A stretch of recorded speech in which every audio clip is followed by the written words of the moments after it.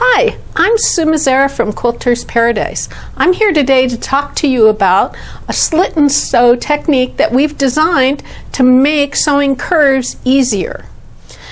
What we're going to be showing today is the drunkard's path. This happens to be an 8-inch finished, and as you can see here, this cuts out the B side and this is the A side. What it shows is these arrows show straight of grain, and these are the slit method that we're going to be showing how to use to put the drunkard's path together.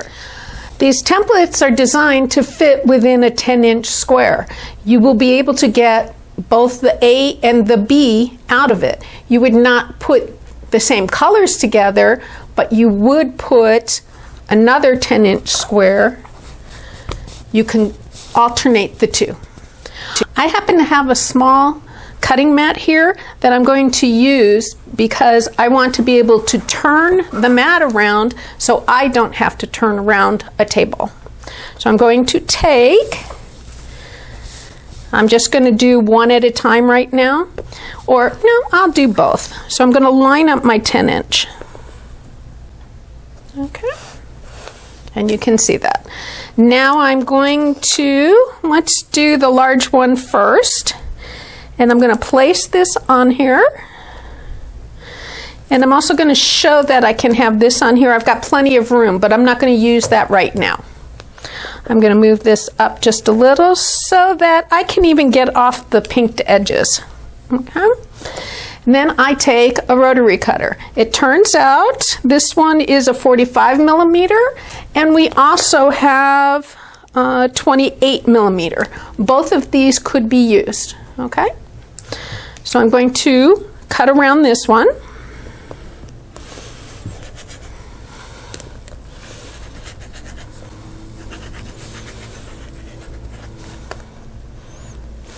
And finish. So I turn the mat instead of turning myself, and I'm always cutting away from me.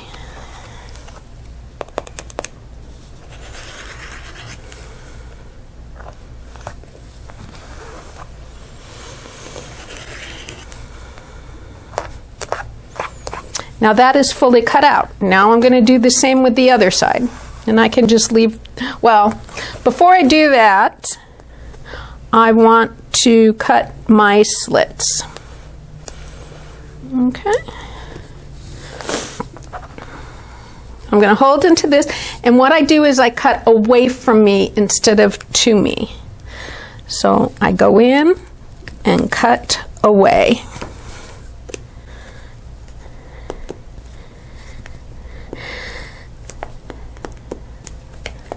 As you can see, the slits are larger than the 1/4-inch seam, but with the blade, they don't go in that far. So if you could zoom in a little, there is a dashed line. That's where your 1/4-inch seam is, and you don't want the slit to go farther than that. So now I'm going to show you that we got our slits, and I'm going to have to put it on the fabric so you can see. The slits do not have to be very deep. Can you see them? Oh. Okay.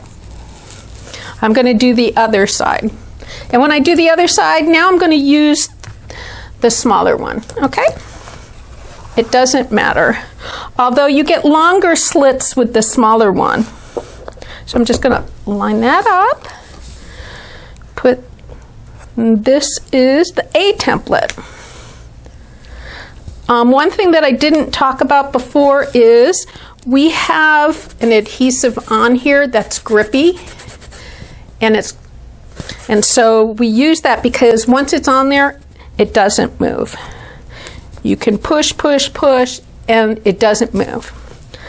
And that's a nice handy device. Okay.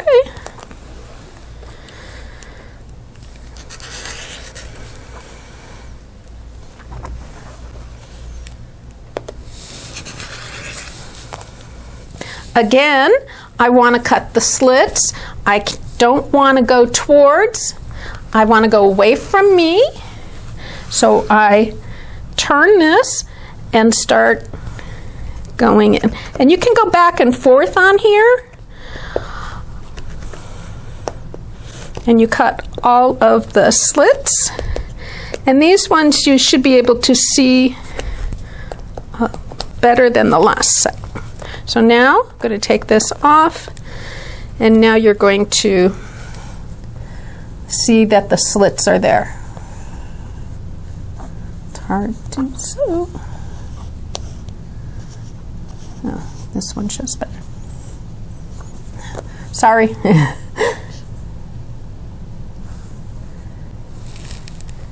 So this is the result of what we've cut out. So now we have the B and we have the A, and these two will be each individual blocks that can be put together in a quilt.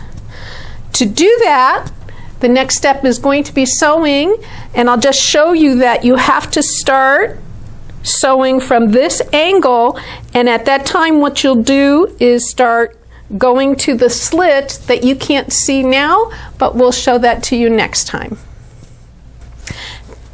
This is a quilt that was made from one layer cake, and it's following the drunkard's path but a trip around the world layout. You can do several different layouts. This happens to need 36 blocks because I did it 6 by 6.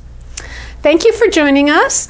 This is Sue Mazzara from Quilter's Paradise. And remember, we are here to help make quilting simpler.